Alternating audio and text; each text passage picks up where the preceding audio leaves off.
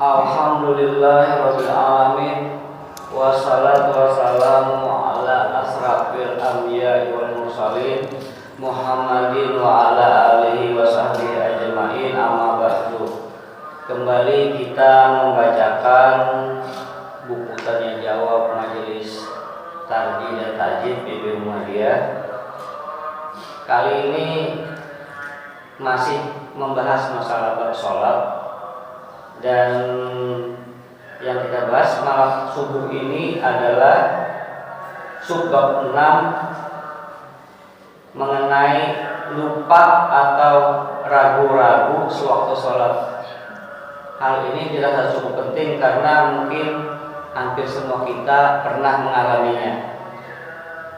Lupa atau ragu-ragu sewaktu sholat, dan hal ini juga mengenai sujud sahwi. Ada pertanyaan dari Nyonya Ratiem, kantor pos Minggir, Sleman, Yogyakarta. Pertanyaannya adalah, bagaimana hukumnya kalau di tengah-tengah mengerjakan sholat menjadi bimbang dan ragu? Apakah sujudnya sudah 2 kali atau baru 1 kali? Apakah perlu sujud sahwi atau tidak? Dijawab oleh majelis tadi, mengenai ragu dalam sholat, apakah sudah sujud 2 kali atau 1 kali? Apakah harus sujud sahwi apa tidak? Perhatikanlah beberapa hadis berikut ini. Hadis yang pertama adalah diriwayatkan dari Abu Sa'id Al-Khudri bahwa Rasulullah SAW bersabda, bila salah seorang di antara kamu ragu waktu sholat, tidak tahu baru 3 atau 4 rakaat, maka buanglah keraguan-raguan itu dan berpegang kepada yang lebih meyakinkan, kemudian sujud 2 kali sebelum salam. Hadis riwayat Ahmad dan Muslim. Para hadirin yang dirahmati Allah, kemudian hadis yang kedua diriwayatkan dari Ibnu Mas'ud bahwa Nabi SAW sholat 5 rakaat. Kemudian para sahabat bertanya, apakah sholatnya ditambah? Maka Nabi bersabda, apa yang terjadi? Para sahabat menjawab, engkau telah sholat 5 rakaat. Kemudian Nabi sujud 2 kali setelah salam. Hadis riwayat Al-Jamaah. Kemudian hadis yang ketiga diriwayatkan juga oleh Ibnu Mas'ud bahwa Nabi SAW bersabda, bila seseorang sholat rakaatnya lebih atau kurang, hendaklah sujud 2 kali. Hadis riwayat Muslim. Kemudian ada hadis yang keempat yang Nabi SAW bersabda, bila seseorang sholat setelah 2 rakaat ia berdiri, kalau berdirinya belum sempurna, hendaklah ia duduk untuk tasyahud atau tahiyat. Tetapi bila sudah berdiri sempurna, janganlah duduk untuk tasyahud atau tahiyat. Kemudian sujud sahwi 2 kali sebelum salam. Maksudnya di sini adalah apabila kita lupa melakukan tasyahud awal, kemudian kita berdiri, apabila kita belum sempurna berdirinya, kita disuruh duduk oleh Nabi, kemudian melakukan tasyahud awal. Tetapi apabila kita berdirinya sudah sempurna, kita teruskan aja. Kemudian kita sebelum salam sujud sahwi 2 rakaat. Itu maksud dari hadis ini. Dari hadis-hadis di atas dapat disimpulkan bahwa sujud sahwi dilaksanakan apabila A. Ragu-ragu baik mengenai jumlah rakaat maupun kaifiyat yang lain, artinya ruku, sujud, dan tasyahud. Yang B.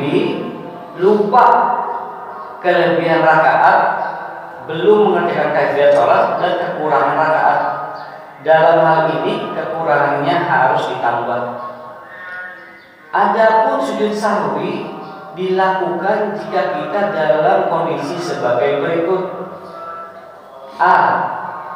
Sujud sahwi dilakukan sebelum salam bila penyebabnya diketahui atau kekeliruannya diketahui sebelum salam, dan dikerjakan sesudah salam bila penyebabnya atau kekeliruan kita diketahui sesudah salam. Yang B. Bila ragu-ragu mengenai jumlah rakaat atau sujud, maka ambillah bilangan yang kecil, karena ini yang lebih meyakinkan. Seperti bila ragu sudah 2 rakaat atau 1 rakaat, maka yang diyakini 1 rakaat. Sudah 2 kali sujud atau 1 kali sujud, maka tetapkanlah baru 1 kali sujud. Yang C. Bila lupa kelebihan rakaat atau kaifiyah yang lain, maka pelaksanaan sujudnya seperti diterangkan dalam huruf A di atas, yaitu sebelum salam atau sesudah salam, tergantung kesadaran kita waktu mengetahui apakah itu sudah atau belum. Yang D. Bila lupa kekurangan rakaat, maka kekurangannya harus ditambah, dan pelaksanaan sujud sahwinya seperti dalam huruf A di atas. Penambahan kekurangan rakaat ini berdasar hadis Dzul Yadaini riwayat Al-Bukhari, Muslim, dan Abu Hurairah. Yang E. Bila semestinya duduk tasyahud awal atau tasyahud akhir tetapi terlanjur berdiri, kalau berdirinya belum sempurna, maka kembali duduk untuk tasyahud dan tidak perlu sujud sahwi. Akan tetapi apabila berdirinya sudah sempurna, maka terus saja berdiri menyempurnakan sholatnya dan melakukan sujud sahwi sebelum salam.